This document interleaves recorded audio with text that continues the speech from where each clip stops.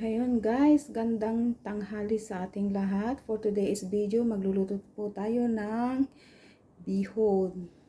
Matagal na kasi akong hindi nakapagluto, kaya ayan, naisipan ko na magluluto ngayon. So, kunting na busy si auntie ngayon. So, gusto ko lang sabihin sa inyo or ipakilala ang aking mga recipe ngayon. Ito yung aking hipon. Kunting luto lang yan mamaya kasi binuil ko na siya sa tubig kanina. Siyempre kumukulo. And then, yung sweet beans, binuil ko na rin siya together with the carrots. Yung mushroom, hindi ko na yan binuil. And then, siyempre yung pang-toppings natin mamaya na ayun, yung onion. And then, yung ating bawang, panggisa natin, at saka yung karne. Yung karne na ito is yung ginagamit pag mag-steam. Pero linagyan ko na siya ng asin at konting cornstarch. Para hindi siya dry, soft siya mamaya. And then, yung isang supot na bihon together with the cabbage. So, ito ang gamitin natin, syempre, ang hindi nawawalang extra olive oil natin. Yan. So, okay guys, start. Mainit na ang ating paglutuan. Lagyan lang natin ng konting olive oil.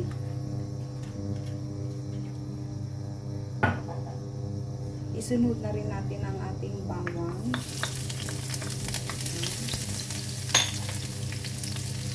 Malakas yung apoy, hinaan lang natin with ang medium heat para hindi naman talsik-talsik ang ating mantika.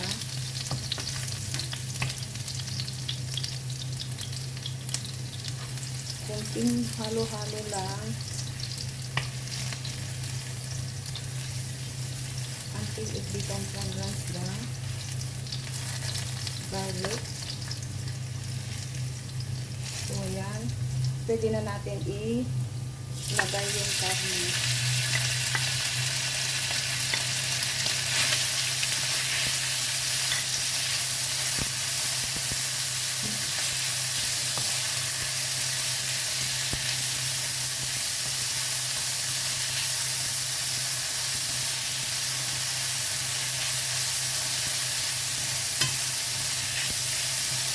And then, pwede na rin natin ilagay yung mushroom, kasi yung mushroom hindi ko yan na-boil kanina. Ang lalaki pa ng ating hiwa. Anyway, masarap naman yan.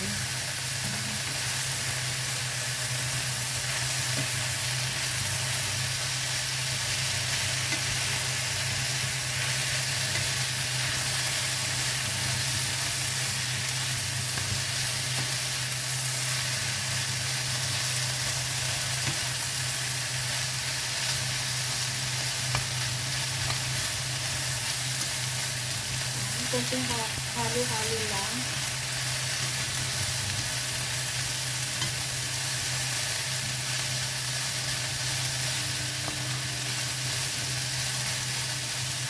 So, ayan, okay na siya.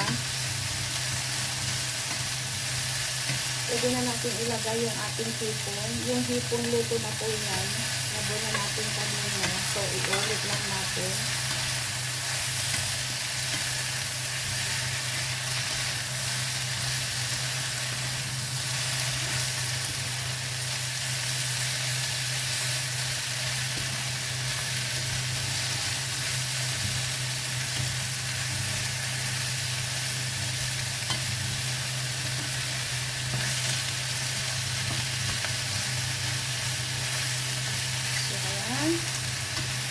Kunting halo-halo lang.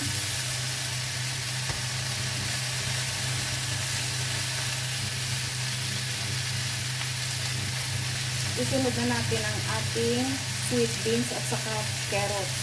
Pwede na natin pagsabayin kasi ito na-boil ko na kanina.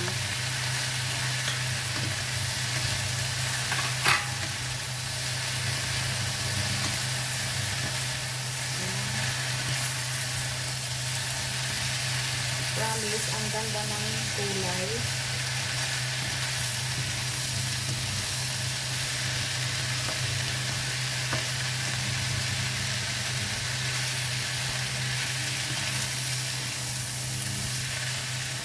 Kunting halo-halo na lang.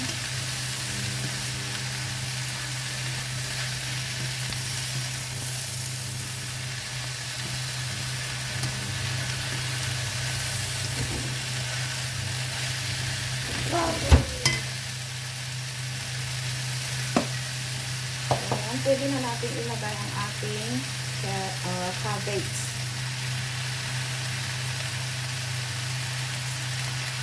Dahil naparami yata ako, so ganyan na lang karami. Hindi na natin ilagay lahat kasi pwede naman yung pangsahog bukas.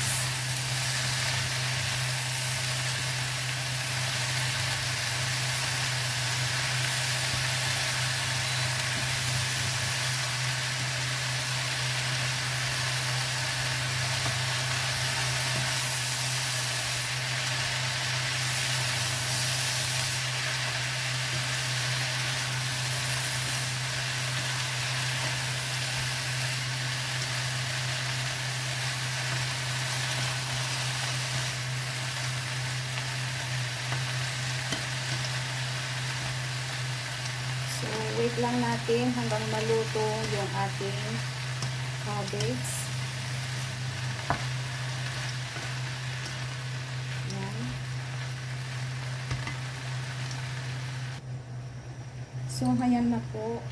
Okay na siya, naluto na siya. Lagyan natin ng konting light sauce.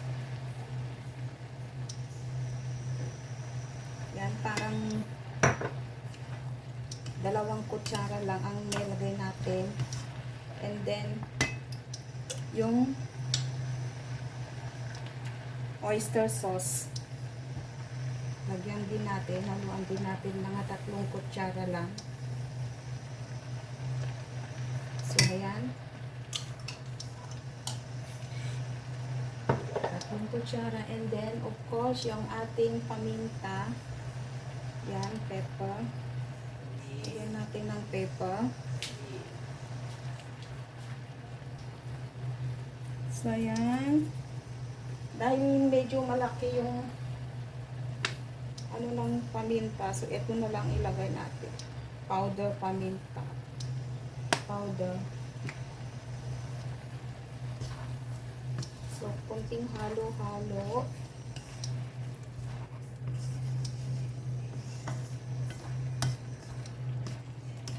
Sa panlasa po, hindi naman tayo magkakapareho ang panlasa. So, nasa sa inyo na po yan. Kung damihan nyo ng soy, damihan nyo ng oyster sauce. Pero sa akin, sakto na lang yan. Kasi, syempre, yung mga bata, hindi naman sila hilig kumain ng maalat. At saka yung amo kong babae. So, ayan, kunting kulo lang. Tapos, kuha tayo ng ating plato dahil yung bihon hindi magkakasya kapag ilalagay na natin dito. So, tanggalin muna natin yung kalahati para ilagay natin mamaya pang toppings o ilagay natin mamaya sa ibabaw.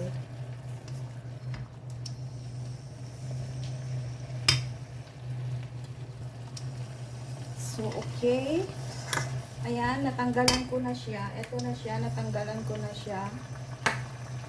Para mamaya, ilagay natin sa ibabaw ng ating bihon. Ito yung bihon.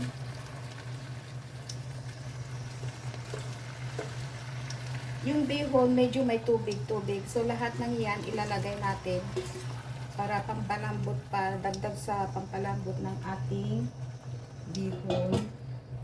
Pero, take note, dahil may tubig siya, hindi natin pwedeng hindi i-dry. So, wait natin siya hanggang mawala yung tubig para hindi madaling mapanis. So, kahit hanggang bukas pa yung bihon, kung hindi maubos, hindi madaling mapanis.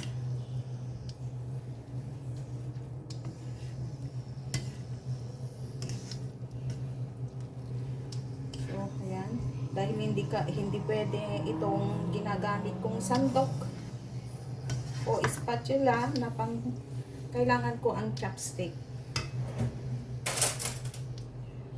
Dito ako nasanay sa chopstick. Mabilis lang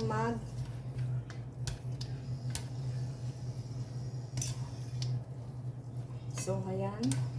O, kita nyo ang bilis. Tapos yung spatula, pang balance lang natin. Tumalsik yung isa.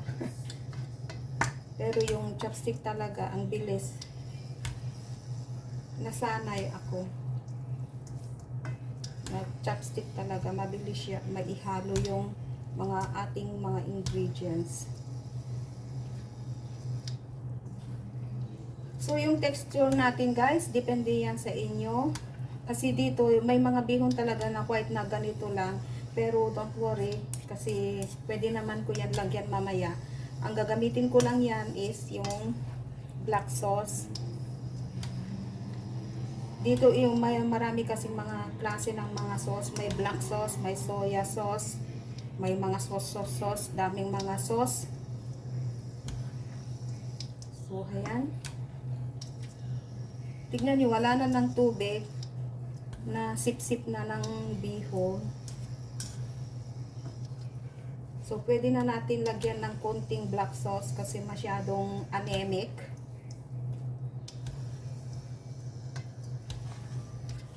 Kunting black sauce lang. Yan. Ang gagamitin natin na black sauce is ito, di pa wala makita. Soya sauce.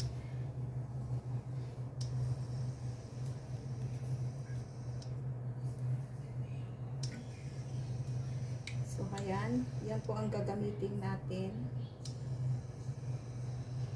O, yan. O, diba? Nag-black na siya. May kulay na. Tapos, konting halo-halo lang. O, yan. Konting halo-halo para lahat ng ingredients is malagyan lahat.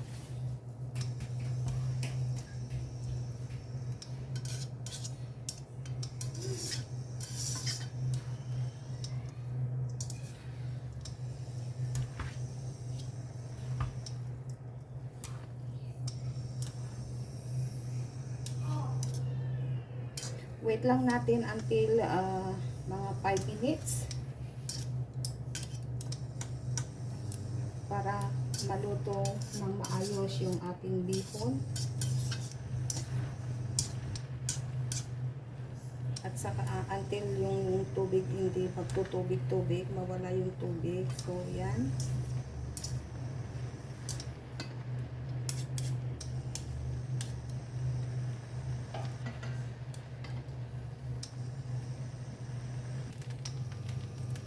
So, okay. Ayan na.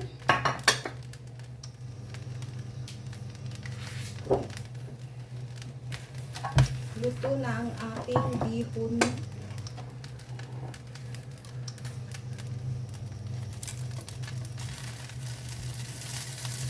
Dry na siya. Wala na yung tubig-tubig.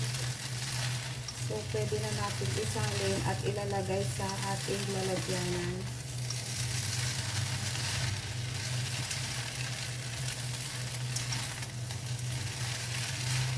Sarap ng bago ng mushroom. Ay, amoy ng mushroom. Wala. So, ngayon isasalin natin sa ating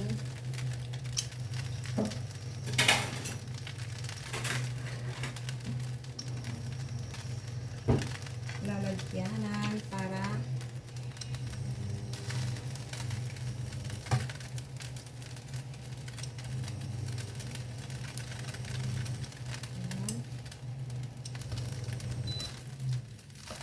muntik ko na nakalimutan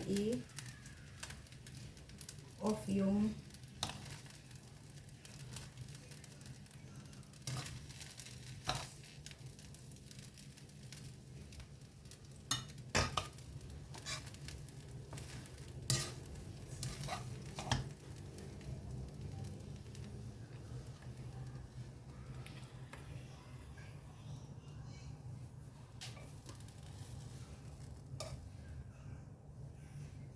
lang hindi pa magkasya. Oh. Oh. Oh no. Ay. Sakto-sakto lang. Sakto-sakto.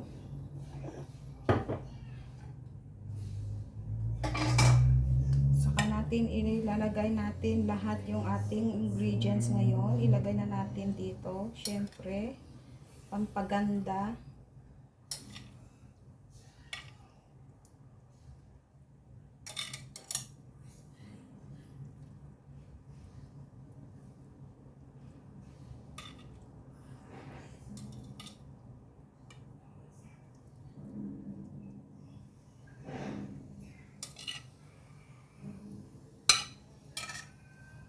So, ayan. Luto na ang ating bihon, guys. Oh, yan na ang ating mga mushroom. Ay, mga ating hipon.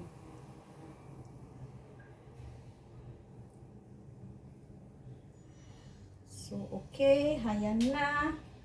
Luto na ang ating bihon, guys. Pwede na tayong kumain. Ihanda na natin ang ating mga plato. So, ayan guys. Thank you sa panonood. Mayroon pala akong nakalimutan, yung ating spring onion.